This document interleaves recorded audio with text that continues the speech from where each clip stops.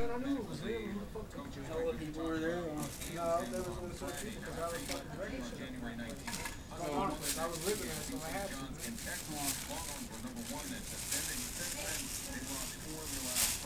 The dumb thing is, they took it without fucking the charge.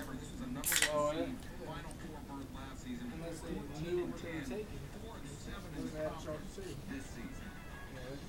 Net fans Rick Pitino isn't walking through that door, at least according to him. Pitino tells ESPN.com's Pat 40 there is no truth to the report. He's reached out to the Nets about their coaching job. Here's more from the local head coach. You know, it's a little bit of a distraction. I want to just concentrate on coaching and playing. When people just say untruths, it causes issues.